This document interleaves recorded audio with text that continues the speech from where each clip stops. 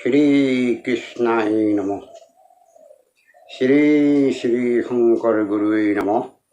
श्री श्री माधव गुरुवे नमः। हे कृष्ण तोयु पाए পখিলো শৰণ মই অনাথৰ নাথ তুমি নাৰায়ণ নাৰায়ণ হৰি ৰাম গোপাল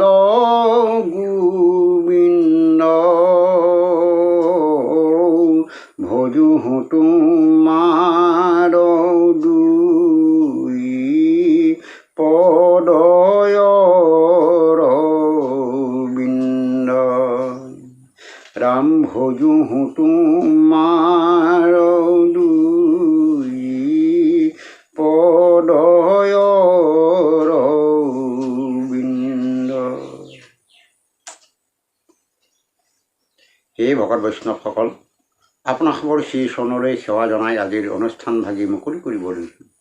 আজি ভক্তি ৰত্নাকৰৰ দ্বিতীয় মাহাত্ম্যৰ নৰশৰীৰৰ মহিমা বিষয়ে আৰম্ভ হ'ব। নৰশৰীৰৰ মহিমাৰ বিষয়ে গুৰুজনাই এইদৰে কৈছে। আতয়নন্তৰে নৰশৰীৰৰ মহিমা কৰো প্ৰকাশ মনুষ্য শৰীৰে হৰি ভক্তি কৰি সংসাৰ কৰে বিনাশ।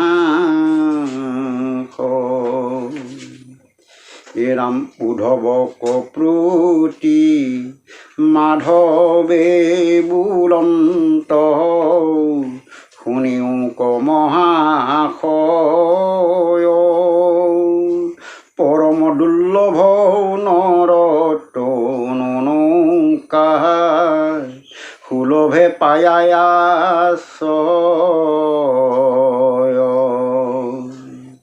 পৰম উত্তম গুৰু ভৈলয়াত সুজান দৃঢ় কাণ্ডাৰ স্মৰণতে অনুকূল বায়ু কৰো সংসাৰৰ পাৰ তথাপি সংসাৰ সাগৰে নতৰে আত্মাঘাতী উদ্ধৱৰ আগে কৈলা প্ৰতি প্ৰতি ভগৱন্ত নাৰায়ণ।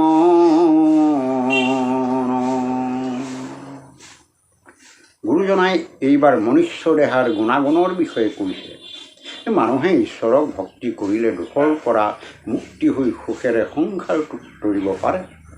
এই কথা কৃষ্ণই উদ্ধৱৰ আগত কৈছে যে মানুহৰ জন্ম পোৱাটো বৰ দুৰ্লভ। তেনেকুৱা নৰজন্ম নিচেই সহজতে পাইছে। ইয়াত ভৱসাগৰ পাৰ কৰিবলৈ কাণ্ডাৰী হিচাপে উত্তম গুৰু সকলো আছে। তেওঁলোকক আশ্ৰয় কৰিলে ঈশ্বৰে কৈছে, বাকী চোৱা ময়েই অনুকূল বায়ুৰূপে পাৰ কৰি দিম। এই বুলি কওঁতেও তথাপি সংসাৰৰ পৰা মুক্ত হ'ব নিবিচাৰে। সেয়েহে তেনেকুৱা লোকক আত্মাঘাতী বুলি কৃষ্ণই উদ্ধৱৰ আগত কৈছে। ইয়াৰ পিছত আকৌ কি বুলি কৈছে শুনক। এ ৰাম পশু শৰীৰতো আছে জানাই তো বিষয়ৰ যত সুখ যিটো ধীৰ হয় তেজীয়া বিষয় তৰুক সংসাৰ দুখ। হে ৰাম তাহাঁতে বিংশতি অধ্যায়ে শুনিও বাক কৃষ্ণ দেৱতাৰ জ্ঞান ভক্তি দুইকো সাধয় নিমিত্তি প্ৰশংসন্ত বাৰম্বাৰ উদ্ধৱৰয়াগে মাধৱে বুলন্ত অতি শ্ৰেষ্ঠ নৰ উতনো দেৱৰ বাঞ্ছনী পৰম দুৰ্লভ নাপাই জানাই আকৌ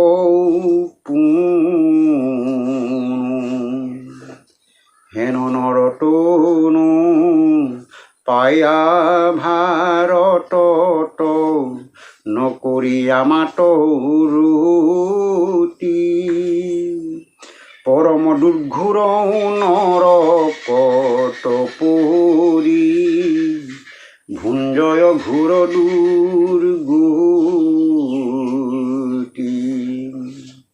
পাছে দুখ পায়া বাঞ্চে নৰকায়া কৈখানি ভাৰত পাওঁ লোভী নৰকায়া কৰি হৰি সেৱা যাতনা দুখয়ে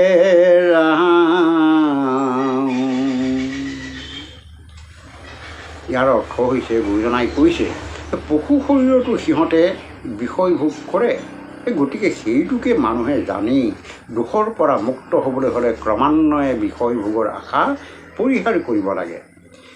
পিছে সেই ভকত বৈষ্ণৱসকল, এইখিনিতে আপোনালোকক এটা কথা জনাব বিচাৰোঁ, বিষয় ভোগৰ আশা কোনো মানুহে এৰো বুলি এৰিব নোৱাৰে, কাৰণ এইটোৱেই হৈছে প্ৰকৃতিৰ মায়া।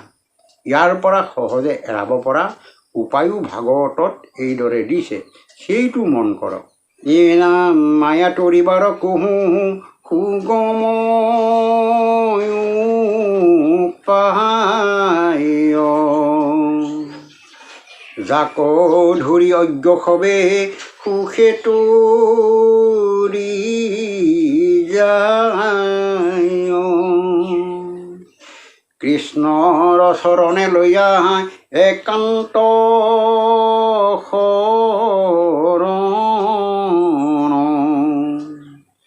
সাধু সংগে কৰে যিটো শ্ৰৱণ কীৰ্তন ৰাম তাৰ কিছু কিছু কৰি মায়া ক্ষয় সংসাৰত ৰয় সিটো জানিবা নিশ্চয়। ইয়াৰ অৰ্থ হৈছে মায়াৰ পৰা নিবাৰণ হোৱা এটা সহজ উপায়ৰ কথা কৈছে, যিজনক আশ্ৰয় কৰিলে অজ্ঞানীসকলে সুখেৰে তৰিব পাৰিব, সেইজনে হৈছে সাধু। অৱশ্যে সাধুনো কাক কৈছে, সেইজনো কেনেকুৱা চৰিত্ৰৰ লোক, কেনেকৈ চিনিব পৰা হ'ব, সেই বিষয়ে গুৰুজনাই পিছলৈ ক'ব। মূলতে সেই সাধুজনৰ যোগে কৃষ্ণৰ চৰণত একান্ত মনে শৰণ লৈ শ্ৰৱণ কীৰ্তন কৰিলে অলপ অলপ কৰি মায়া এৰাই এৰিন সংসাৰৰ পৰা মুক্তি পাব। ইয়াৰ অৰ্থ হৈছে মূল অৰ্থৰ যিটো শ্ৰৱণ কীৰ্তন ধৰ্ম, সেইটো পালন কৰিলেহে ইন্দ্ৰিয়ৰ শৰণ ঘটিব। সেইমতে ইন্দ্ৰিয়ৰ শৰণ ঘটিলেহে বিষয় ভোগৰ প্ৰতি অনিচ্ছা হ'ব। সেইটো জ্ঞান হ'লেহে গতি সাধিব পাৰিব। তাৰ পিছত একাদশ স্কন্ধৰ 20 অধ্যায়ত কৃষ্ণই উদ্ধৱৰ আগত কৈছে, যিজনে জ্ঞান আৰু ভক্তি দুয়োটাই সাধন কৰিলে সেইজনক ঈশ্বৰে প্ৰশংসা কৰে বুলি কৈছে। সেইজনেই নৰৰ ভিতৰত শ্ৰেষ্ঠ, স্বৰ্গৰ দেৱতায়ো নৰজন্ম পাবৰ কাৰণে বাঞ্ছা কৰে, কিন্তু নৰজন্ম সহজে নাপায়।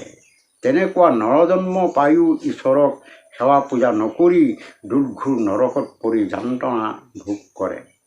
যেতিয়া নৰক যান্ত্ৰণা ভোগ কৰিব, তেতিয়া সেই জীৱটোৱে ভাবে কেতিয়ানো নৰজন্ম পাম, নৰজন্ম পালে ঈশ্বৰক সেৱা কৰি যাতনাৰ পৰা মুক্তি পাম। এইমতে নাৰকীসকলে মানুহৰ জন্ম পাবৰ কাৰণে বাঞ্ছা কৰে, সেইমতে স্বৰ্গবাসীসকলেও বাঞ্ছা কৰে।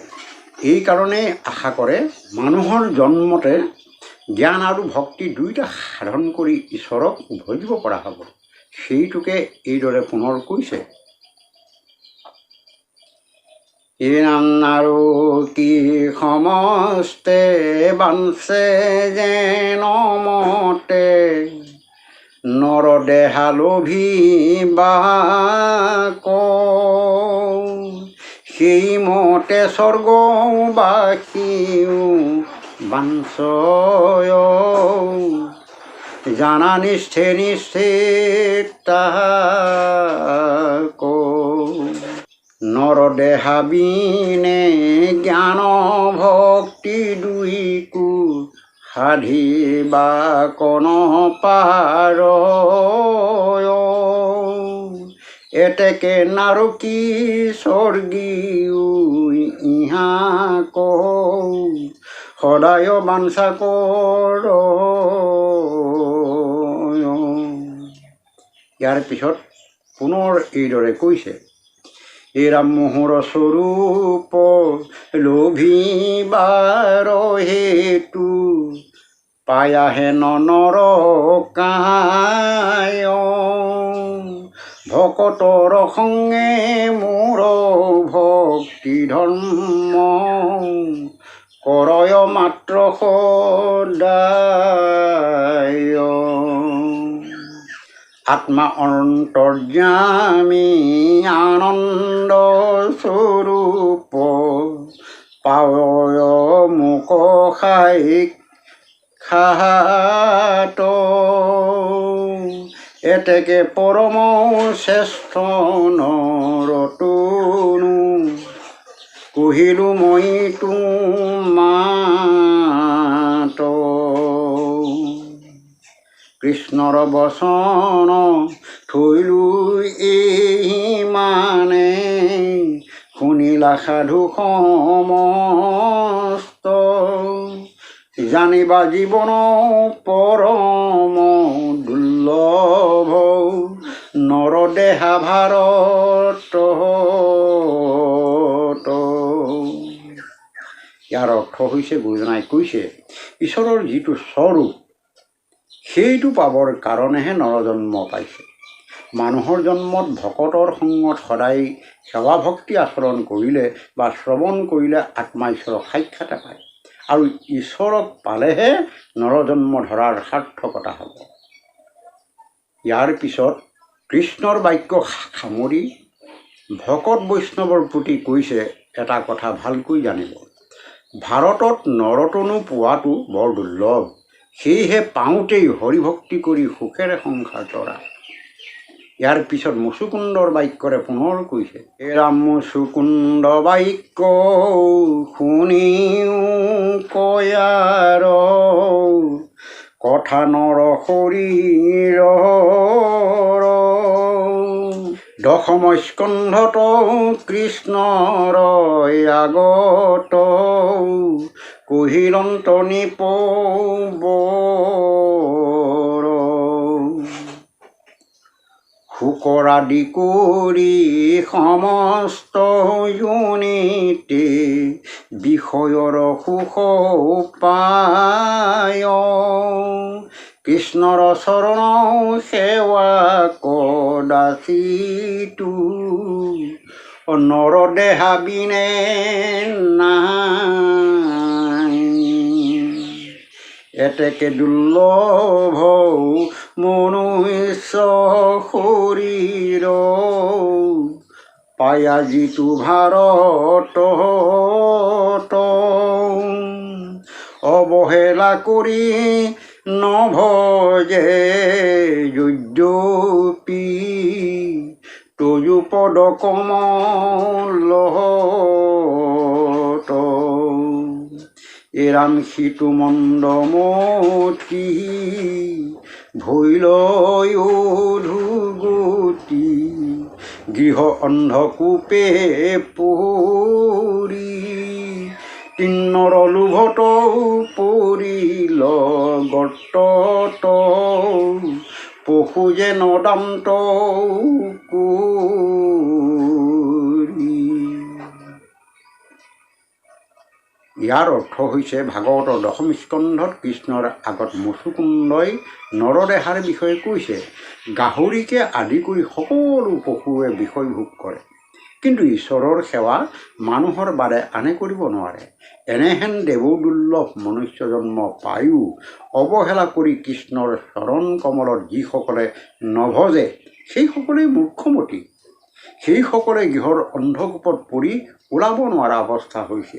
সেইটোকে এটা উদাহৰণ দি কৈছে, যেনেকৈ পশুবিলাকে তৃণৰ লোভত গৈ থাকোঁতে গাঁতত পৰি দাঁত নিকটাই ওলাব নোৱাৰা অৱস্থা হয়, সেইদৰে ভকতিবিহীন মানুহৰো একে অৱস্থা হয়। সেয়েহে মানুহৰ জন্ম পাওঁতেই গুৰুৰ আশ্ৰয় কৃষ্ণক জানিবলৈ যত্ন কৰা। কৃষ্ণহে সকলো সংকটৰ পৰা ৰক্ষা কৰিব। ইয়াৰ বিপৰীতে নাভাবিব কোনোবাই সকলো সংকটৰ পৰা ধনৰ বলত সাৰি যাম বুলি। এনেবিলাক ভুল চিন্তা মনৰ পৰা দূৰ কৰি কৃষ্ণৰ পদকমলত সেৱা কৰিবলৈ যত্ন কৰা। ইয়াকে কৈ পুনৰ সকলো ভকত বৈষ্ণৱলৈ সেৱা জনাই আজিৰ অনুষ্ঠান সামৰণি মাৰিলোঁ। ইপাৰ সাগৰ দৈৱকী নন্দন, পুৰিও মনৰ কাম, ভকতৰ সংগ সদায়নো গুচুক, মুখেতো আগুণ নাম। শ্ৰীমন্ত শংকৰ হৰি ভকতৰ, জানা যেন কল্পতৰু, তাহান্ত বিনাই নাই নাই নাই, আমাৰ পৰম গুৰু। ৰাম তাহান্ত বিনাই নাই নাই নাই, আমাৰ পৰম গুৰু। হৰি ৰাম